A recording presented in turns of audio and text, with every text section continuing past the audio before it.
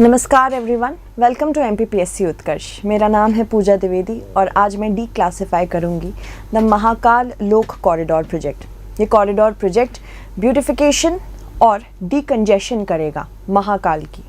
मतलब जो डिवोटीज़ महाकाल में डिवोट करने आते हैं अपने आप को महाकाल को, उनको कोई भी दिक्कतें ना हो दर्शन में, इसीलिए एक डीकंजेशन प्रोसेस स्टार्ट किया जाने वाला है और इसकी लागत 800 करोड़ रुपए है। महाकाल उज्जैन सिटी में सिचुएटेड है, जिसको एंशेंटली हम अवंती के नाम से भी जानते हैं। तो ये सारी चीज़ें आज हमें पता चलेंगी। शुरू करते हैं।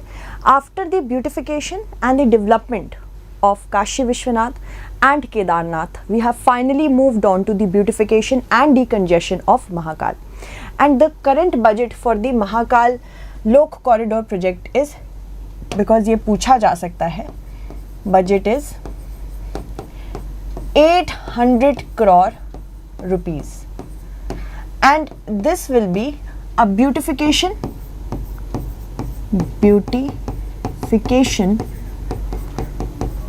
And decongestion project. Decongestion project यहाँ पे 47 एकर्स तक फैलाया जाएगा महाकाल कॉरिडोर प्रोजेक्ट, और ये 4 टाइम्स बड़ा होगा as compared to Kashi Vishwanath project. As compared to Kashi Vishwanath project. ठीक है, तो ये सारी चीज़ें हमें पता लगानी है।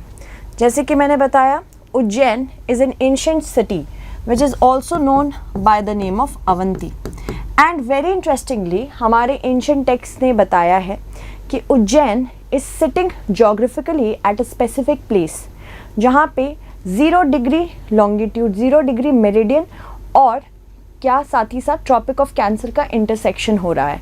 तो this is a very different kind of geography that has given Ujjain an edge when it comes to the 12 jyotirlingas. So अगर मैं बात करूँ महाकालेश्वर टेम्पल की, then it is one of the 12 jyotirlingas of India। Jyotirlingas are basically those areas जहाँ पे शिव शंभू स्वयं आए, उन्होंने तभी इनको स्वयंभू कहा जाता है, खुद से इन्होंने अपने आप को एक्सपोज किया, and it is considered to be very powerful. Shaivites के लिए ये one of the most important Shakti पीठ्स है। ठीक है, Shakti as and they get energy from there, Shaivites get energy from there, and jyotirlingas are where energy gets concentrated और वहाँ से फिर एमिनेट होती है। तो Ujjain is a very beautiful city. Also let's talk about the 12 different jyotirlingas of India.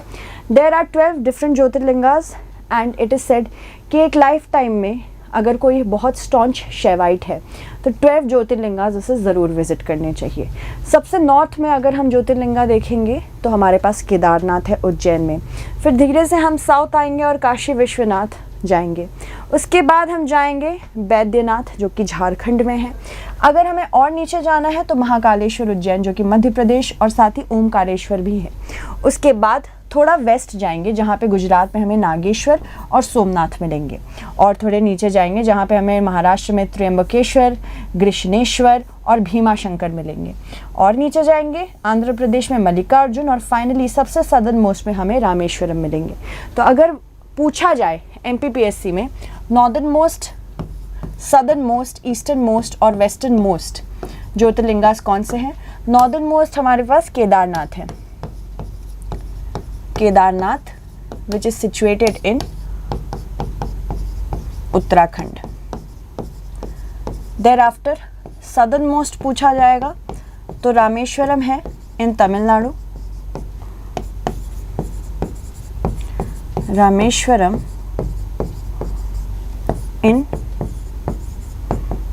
Tamil Nadu. उसके बाद eastern most अगर हम जाएंगे तो बैद्यनाथ है झारखंड में, eastern most is Baidyanath and it is situated in Jharkhand, and western most आपका गुजरात में है Nageshwar, westernmost, that is situated here, Nageshwar in Gujarat. तो ये पूछा जाएगा तो प्लीज डू टेल। ओके, तो इतने सारे आपके northern most, western most, eastern most, southern most ऐसे ही क्वेश्चन आ सकते हैं। 12 ज्योतिर्लिंगाज है, जिसमें सबसे इंपॉर्टेंट ज्योतिर्लिंगा आज हमारे लिए जो है वो है काशी विश्वनाथ मंदिर। काशी विश्वनाथ महाकालेश्वर, माफ़ कीजिएगा, महाकालेश्वर मंदिर। अगर महाकाल लोक कॉरिडोर प्रोजेक्ट की बात करें तो जैसे कि मैंने बताया ये 47 एकर्स तक फैला होगा, जिसमें 17 एकड़ की रुद्र सागर लेक जो बेसिकली बहुत पोल्यूटेड हो गई थी, बड़ी मुश्किल से उससे जो स्टेंच है, पोल्यूशन है, उसकी बदबू है, निकाली गई।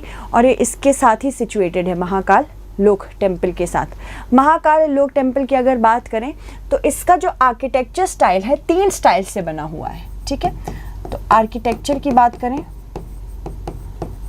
इसमें डोमिनेंस है चालुक्य स्टाइल का, भूमिजा स्टाइल का और मराठा स्टाइल का।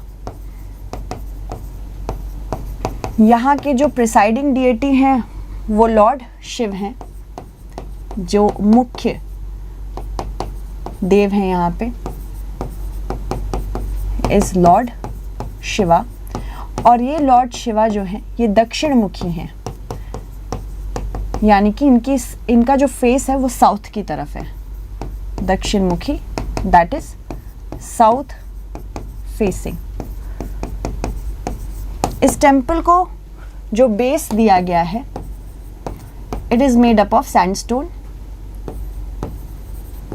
सैंडस्टोन से बनाया गया है और मेजरली स्टोन से बनाया गया है और उसके ऊपर पूरा स्ट्रक्चर खड़ा किया गया है। जो बाकी डिएटीज हैं, अदर डिएटीज, दैट इंक्लूड्स माँ पार्वती,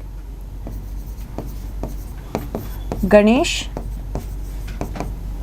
एंड कार्तिकेय। अब नीड क्या है इस ब्यूटिफिकेशन और डीकंजेशन की? देखो, ज्योतिर्लिंग्स में क्या होता है कि डिवोटीज बहुत भारी मात्रा में आते हैं, जिसकी वजह से वहाँ का एरिया कंजेस्टेड हो जाता है।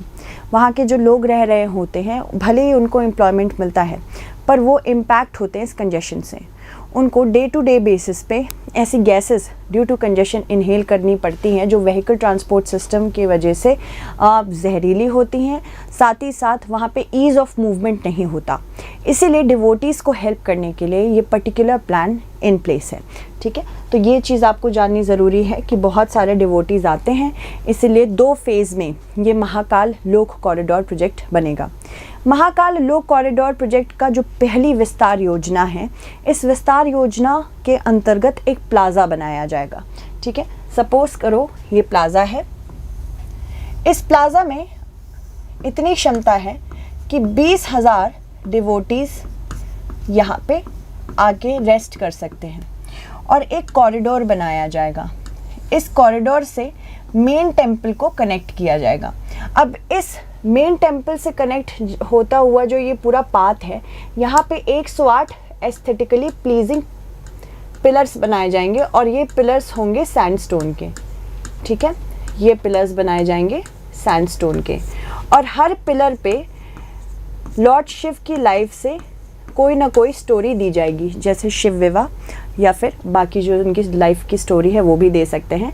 आनंद तांडव स्वरूप का बहुत बड़ा डिपिक्शन होगा इसमें, जो एक डांस फॉर्म है लॉर्ड शिवा का, और साथ ही साथ 200 स्टैचू और मूरल पेंटिंग्स भी लगाई जाएगी लॉर्ड शिवा और गॉडेस शक्ति की।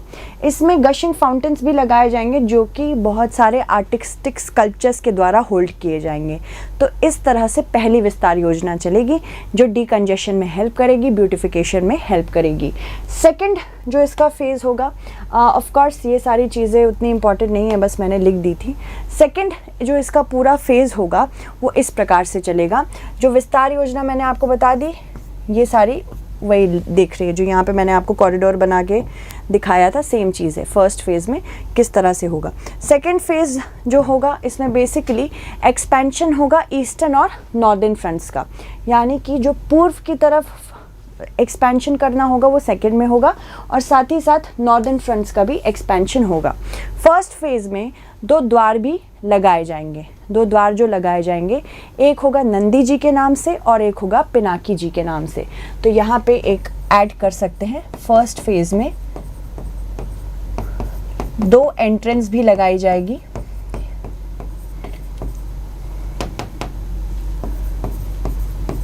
या फिर द्वार, एक होगा नंदी द्वार और दूसरा होगा पिनाकी द्वार।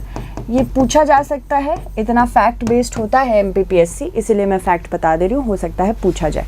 ठीक है, सेकेंड फेज में ईस्टर्न और नॉर्दर्न फ्रंट का एक्सपेंशन होगा, और सेकेंड फेज में सिर्फ महाकाल कॉरिडोर नहीं, यानी कि महाकाल मंदिर ही नहीं, बल्कि और जो इम्पॉर्टेंट प्लेसेस हैं उज्जैन में उनको भी ब्यूटिफाई किया जाएगा, जैसे महाराजावाड़ा, महल गेट, हरि पाठक ब्रिज, रामघाट फसाड और बेगम बाग रोड, इन सबको भी बेटर किया जाएगा। और इसमें फंडिंग कहाँ से आएगी?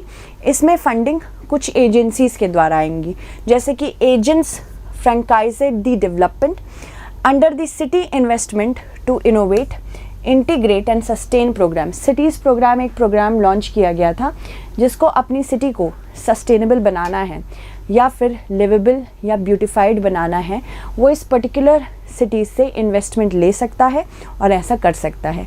तो याद रखना है, महाकाल लोक कॉरिडोर प्रोजेक्ट में इस प्रोजेक्ट से भी हमने फंडिंग ली है। ठीक है, आगे बढ़ते हैं, नेक्स्ट देख लेते हैं क्या जानना है हमको। यहाँ हमें हिस्टोरिकल सिग्निफिकेंस जाननी है उज्जैन की। जैसे मैंने बताया, उज्जैन को एंशिएंट टाइम्स में अवंती या अवंतिका कहा जाता था। साथ ही साथ अगर हम बात करें सूर्य सिद्धांत की, सूर्य सिद्धांत ने बताया है कि Ujjain is located at a place which is at an intersection of 0 degree meridian. Ujjain is situated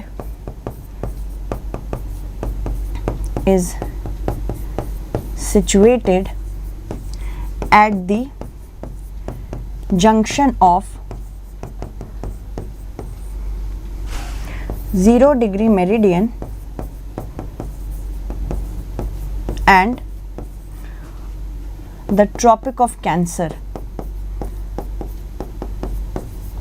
ये भी आपसे एमपीपीएससी में पूछा जा सकता है। तो ज्योग्राफिकली ये इस तरह से इम्पॉर्टेंट है। ये एक ज्योग्राफिक बुक जो कि बहुत पुरानी है, सूर्य सिद्धांत में बता दी गई थी। मैथमेटिशियंस जैसे कि ब्रह्मगुप्त और भास्कराचार्य, इन्होंने उज्जैन को अपना घर ही बना लिया था, वहाँ पे इनको इतना अच्छा लगा। वेदशाला और Jantar Mantar, one of the most important astronomical sites को यहाँ बनाया गया है।